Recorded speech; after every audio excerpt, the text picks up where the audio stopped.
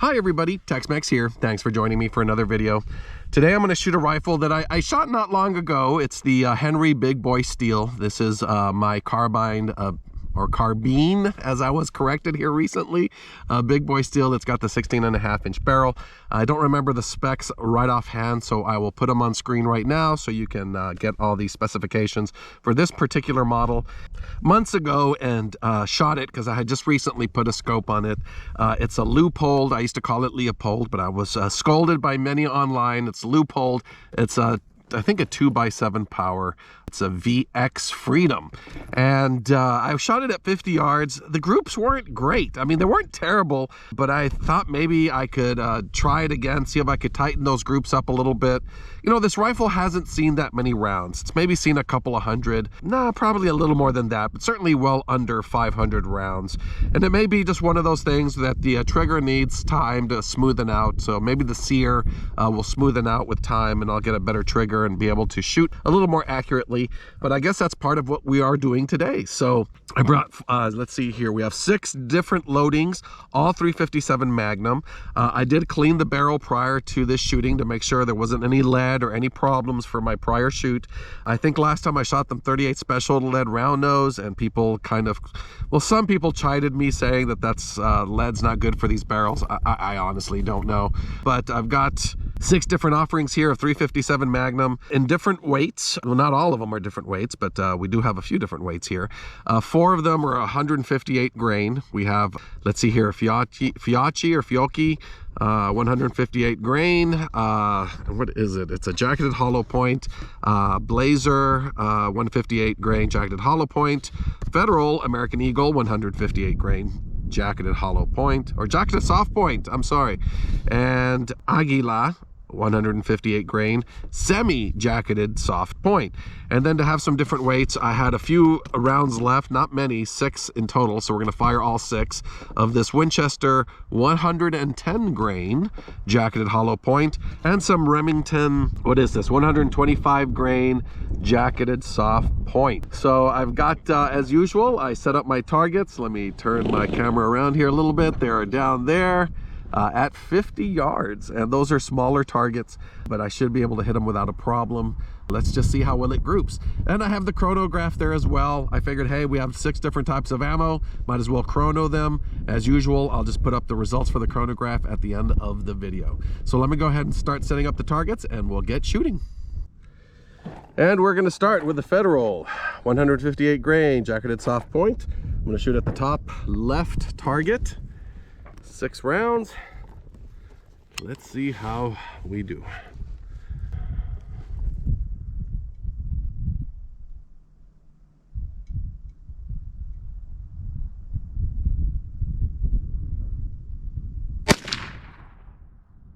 $17.11. I can tell you it's a relatively heavy trigger. I'll check the trigger with a trigger gauge when we finish shooting. But yeah, it's probably, gosh, I don't know, it's well, I think it's over 5 pounds. Whoa. Did it register? 17.18. There we go, 17.18. That one did not feel as tight. I don't know, maybe I'm warming up the sear or something. Here comes the wind. As usual, I'm going to hold off between gusts to pull off any rounds. I don't think at 50 yards, 158 grains is going to be drifted much by 10 to 15 mile per hour wind, but just to try to keep this test as good as possible, I'll wait until the wind stops before firing a round.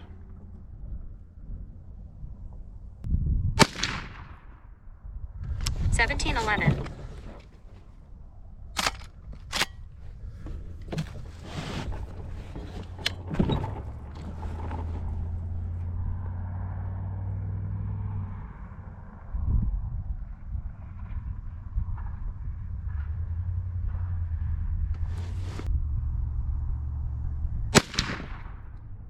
$17.18.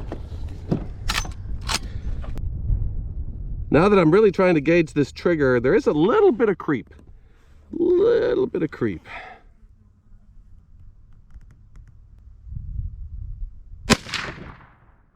Oh, 1731. we're doing well until that last shot. Let's do one more. I don't feel like I jerked it, but like I said, it's not a great trigger, so it's hard to keep it super steadied between shots.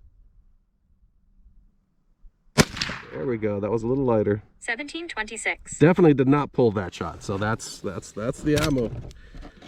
Okie doke. Well, let me give the rifle a few minutes to cool off and we'll try another ammunition.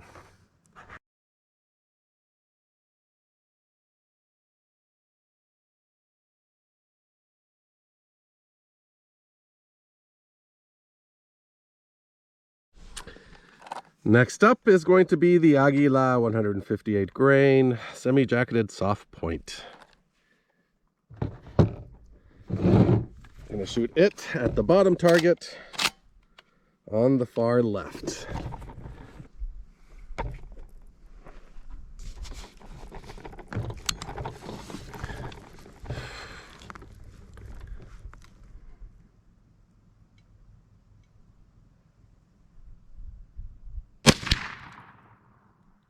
$1,521. Wow, that really hit low and to the right. Huh.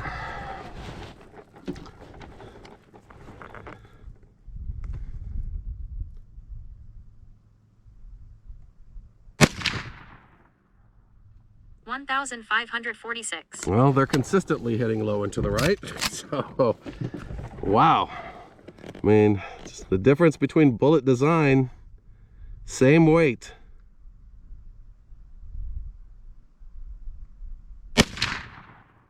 $1,592. At least they're staying on paper, so we'll be able to take a look at it afterwards. Okay.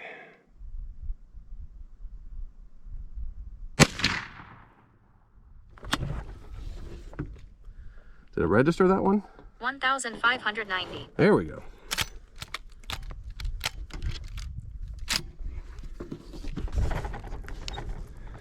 I believe this makes 6. No, 1, 2, 3, 4. This makes 5.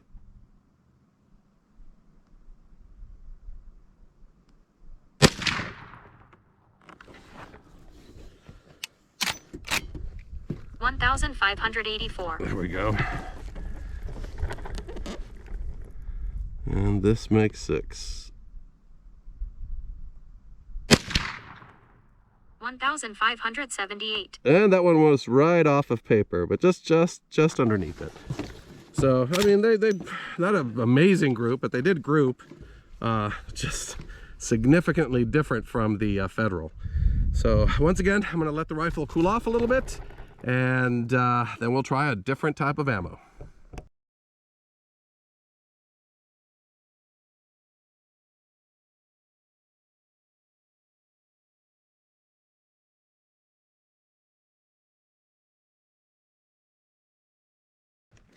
Next up, just to try a lighter round, we're going to try the 125 grain Remington jacketed soft point. See how it does.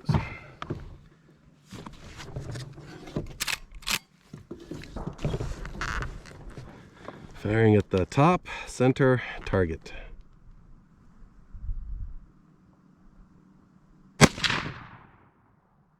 $20.56. Oh, much faster. Where did it hit though?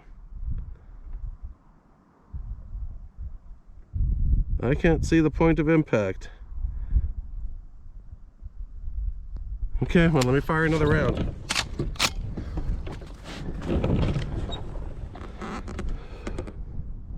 Wait for the wind to die down.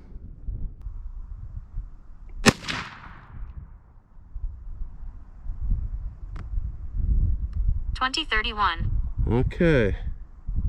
I have no earthly idea where this is hitting. Yeah, I don't see points of impact on it at all. It must be hitting either so high that it's off the cardboard. It's not hitting low, I'd see it. Well, let's keep going. At least we're chronographing it. $20.88. $20.44. 2062. 2066. I'm thinking I probably should have fired at the lower target because it's hitting extremely high. There's no way it's hitting extremely low because I would see it on the cardboard. So yeah, that's relatively disappointing. I can tell you I've tried to fire that Remington UMC in the past out of some other of my 357s. It doesn't like it very much. There are a couple of my firearms that do like it. I don't want to say it's terrible ammunition because I've had some firearms shoot it relatively well. But this Henry does not like it. Let me go ahead and set up for the next shoot.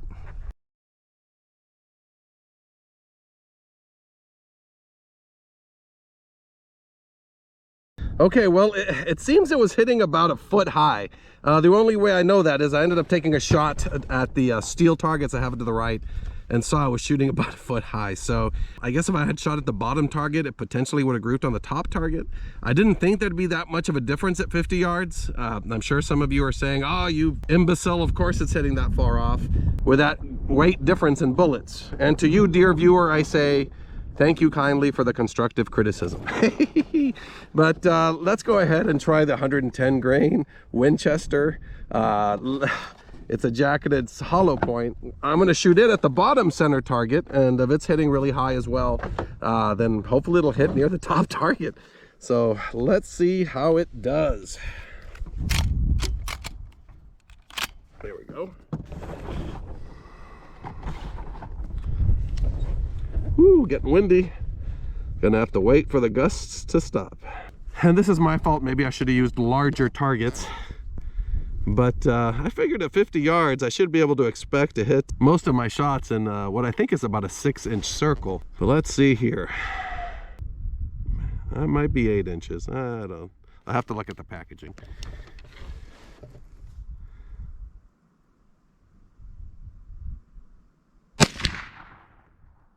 $1,644. Yeah, see, aiming at the bottom target, hitting the top. So let's keep shooting here.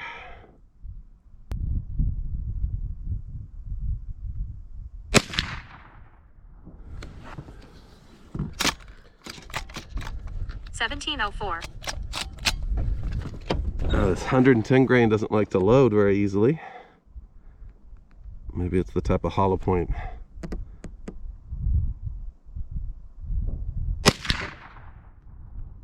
$1,699.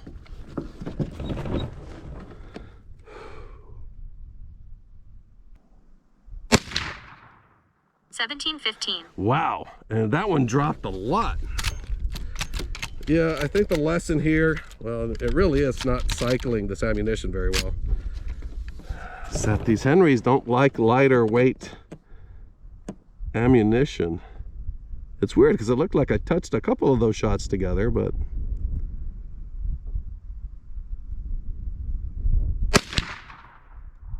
$1,701. yeah, that one was a low flyer. Okay. But yeah, I'm having trouble cycling every single round of this 110 grain through this Henry. $1,734.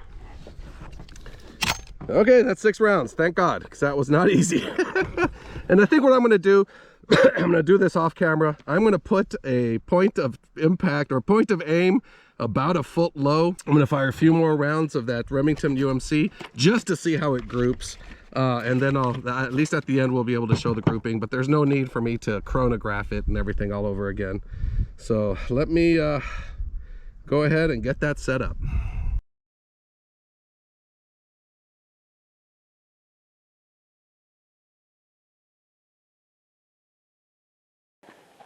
So here's the point I was aiming at. That was the point of aim.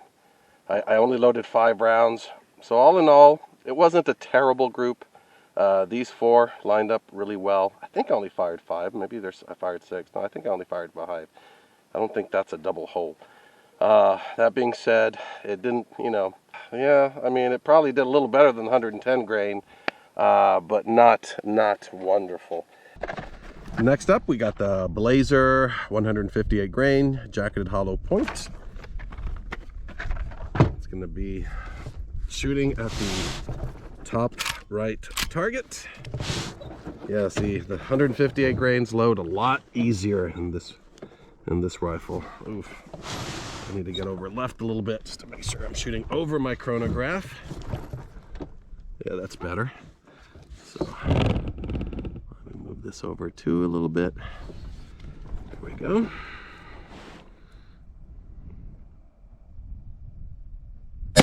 Ooh. 1,695. Okay, sorry about that. Right as I finished taking that first shot, the battery on the GoPro died. So I had to put a new battery in it. We're set up here to keep going. Round 2.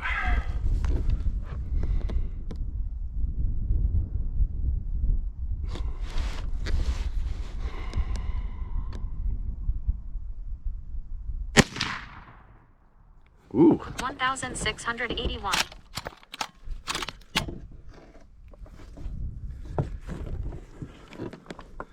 I think those shots are touching.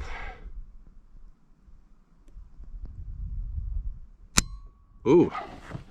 Did I not cycle it right? Oh. Yeah, apparently when I cycled it, I dropped the round out.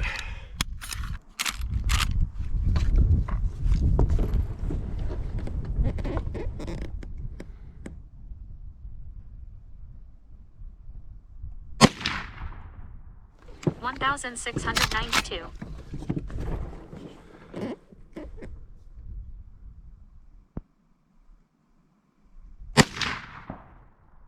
1715.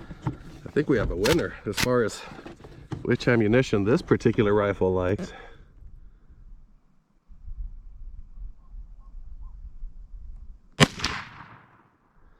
$1726. Okay, that was 6. I was having so much fun, I forgot to count. Okay, let's go ahead and set up the last ammunition. Well, actually, no, I'm looking now. That is not 6. That was 5. Oh, I forgot to load in 6. So let me load in one more, just because it really likes this Blazer and I like shooting it. So just put in one round through the chamber. Let's see if we can keep that group tight.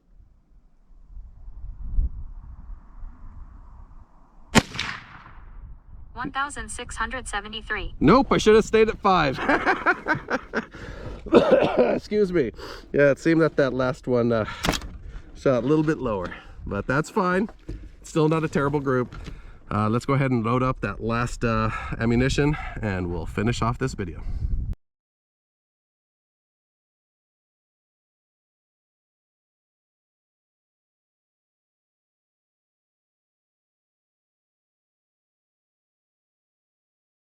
Now we're going to finish off with the Fiocchi or Fiocchi 357 Magnum 158 grain jacketed hollow points. Let's see how this does out of the Henry.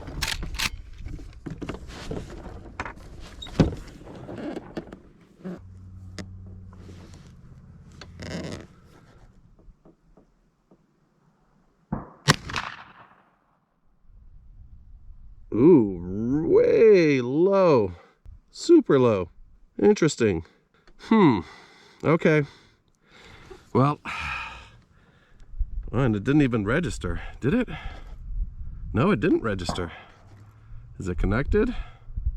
It's connected. Okay, well, let me get a little, make sure I'm shooting right over it. I'm going to end up aiming at the upper target because this Fiocchi seems to be a bit underpowered. So I'm gonna actually aim at the top target, and I expect I'll be hitting the bottom target.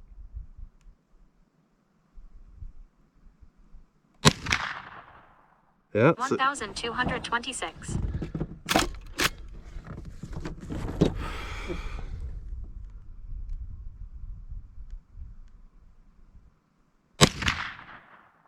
$1,280.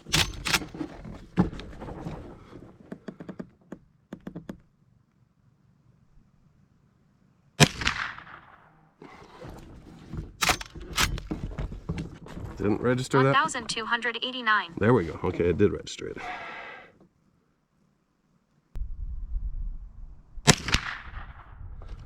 1,294.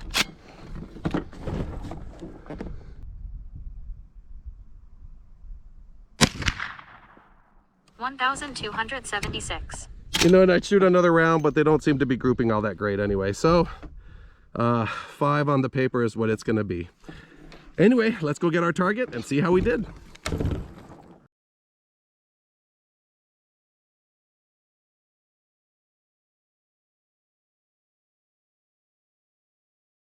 Well, everyone, we finished the test, and as I promised, I'm first going to try the trigger, see what kind of weight this trigger has.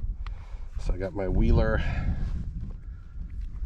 my trusty Wheeler trigger gauge here. Let's see, 3 pounds, 3.1 ounces. That's actually not bad. Let's try that again.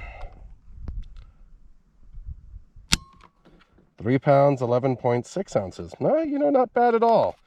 Maybe starting to smoothen out. The first couple of shots seemed rough, and after that it got a little bit better. That one was 4 pounds, 2.7 ounces. So yeah, just under 4 pounds. I mean, not bad for a lever action carbine type rifle that you're going to have in the woods. It has a tiny amount of creep up front, just a tiny amount. And actually that didn't hurt me with the precision shooting, because once I kind of figured out about that creep, I'd take it up as slack, and there was a wall that you would hit, and then I'd know the next little pull would fire the rifle. So in a way, I mean, I'm not sure to say if it's take up versus creep. It felt more like creep than take up, but there was sort of a wall that the creep would stop at before it would fire. So, you know, maybe it is more of a take up than a creep. But let's see how these ammunitions did. Obviously, the first lesson here is it doesn't really like lighter ammunition that much. That being said, between the 125 grain and the 110 grain, the 110 grain did not do very well. Here, let me pick up the camera. I don't like doing this too often because it makes it a little shakier. But you can see here, that's relatively large group. I mean, these here aren't too bad, and I got 2 almost in the same hole, but then you got one way down. Now, you cannot see here on this particular target how the 125 grouped, because most of it ended up, I guess I put the point where I was aiming at a little lower than I should have, and it was hitting right here on the bottom, right off the paper. But I did take a picture with my target camera. I'll put that up right now. And you can see it's not a bad group, all things considered. So it wasn't terrible with the 125, but it was, I mean, compared to how the point of impact is to the 158, it was hitting extremely high. I mean, almost a foot high. Because remember, for the 110 grain, I was aiming at this bottom target and hitting up here. So, you know, now the Fiocchi didn't do bad, but once again, for the Fiocchi, the first shot hit extremely low off of paper. So these 5 rounds that you see here, I was aiming at this top target. So they were hitting much lower. I mean, I think you could see from the chrono results that it's a slower projectile, but, you know, not a terrible group. The Blazer was a decent group, except for I shouldn't have taken that 6th shot. I messed myself up. Those 5 aren't bad. The American Eagle, I'm sort of surprised. This is usually one that does relatively well with it, and it wasn't great. The Mexican Eagle, as we'll call it, the Aguila, was doing a little bit better, and this one also hit a little bit off paper. And I took a picture of that with my target camera, so you can see there. Not a bad little group. And something else to be said here is these are all budget ammunitions. I mean, this is Blazer, brass, American Eagle, Aguila, Remington UMC. I mean, I guess maybe the Fiocchi is supposed to be considered Fiocchi. It's supposed to be considered good ammo for what it is, but these are all budget 357s. So if you start getting more quality ammunition, if you reload your own, also it likes heavier ammo. So if you start trying to find 180 grain projectiles, and I'd like to try some 180 grain through this. If I ever get my hands on some, I'll do a video seeing how well it groups. It's not bad, not as tight as I would like, but considering the trigger, considering I only have a 7 power scope on there, And considering the type of ammunition I'm using, this is certainly acceptable results. I could easily hit the shoulder of an animal there if I was trying to take game with it. So for hunting purposes, it's fine. I mean, it's not like I'm going to be shooting cigars out of my friend's mouth at 50 yards. Not that they'd let me do that anyway. But, you know, like I said, for hunting purposes, it's plenty accurate. And, you know, the groups, I would have liked them to have been a little tighter, but they really aren't terrible. For hunting applications, you know, it's plenty fine. It's not a bad even using cheaper budget ammo. You know, they're not terrible groups. It's certainly well enough. I mean, groups smaller than a fist, certainly groups that will help you hit the neck or the shoulder of a animal you're trying to take, you know, 50, 75 yards, something of that sort. I mean, even 100 yards. I think beyond that, I'd prefer to be using a different rifle, something with a better scope, considering my eyes are getting weaker by the day. But really, for a brush gun where you are going to be shooting, and here in the hill country, with the amount of brush you have, I mean, most of these shots you're going to take will be probably less than 100 yards. There's going to be very few spots that it's going to be 100 yards or further. But once again, a lot of fun. I love the 357 Magnum. It's one of my favorite pistol/carbine calibers. So I hope you enjoyed watching this video as much as I enjoyed making it. As always, you all stay safe, have fun shooting, and I will see you in the next video.